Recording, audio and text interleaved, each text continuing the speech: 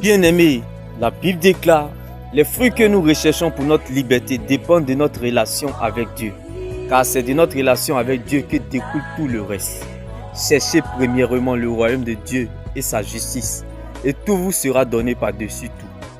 Alors bien-aimés, sache que il n'y a pas de délivrance sans rencontrer le Dieu de la délivrance, qui est Jésus-Christ de Nazareth.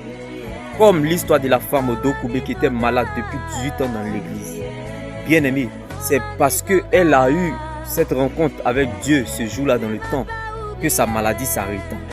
Celle qui était malade depuis 18 ans. Alors laisse-moi t'annoncer cette bonne nouvelle en ce jour. Il n'y a pas de délivrance sans rencontrer le Dieu de la délivrance. Les hommes peuvent t'imposer les mains. On peut prier sur toi. On peut prier, jeûner matin, midi, soir. Obtenir un résultat médiocre. Mais lorsque tu comptes sur Dieu et dépends de sa parole, tu obéis à sa parole, tu feras moins de jeûnes, moins de prières avec un résultat spectaculaire. La rencontre avec le Dieu de la délivrance, c'est la parole de Dieu. C'est la seule terre solide sur laquelle nous pouvons nous tenir. Sur quelle terre tu t'assois, bien-aimé? Alors, laisse-moi t'annoncer cette bonne nouvelle. Viens voir, va et raconte. Car bien-aimé, la parole de Dieu, c'est la seule prophétie qui ne rate jamais son but. Bien, parfois, nous n'avons aucune idée de l'endroit où la parole de Dieu nous mène, mais nous la laissons faire. Probablement, elle connaît la route mieux que nous. Bien-aimé, sache que, bien-aimé, il n'y a pas de délivrance sans avoir rencontré le Dieu de la délivrance. Car ce jour-là, lorsque cette dame-là a rencontré Christ dans le temple, sa maladie s'arrêta. Celle qui était malade depuis 18 ans. Et les hommes peuvent te retarder. Comme cette dame au dos courbé, malade depuis 18 ans dans l'église. Les hommes peuvent te retarder, bien-aimé. Ton église peut te retarder, ton entourage peut te retarder, ta famille peut te retarder, bien-aimé.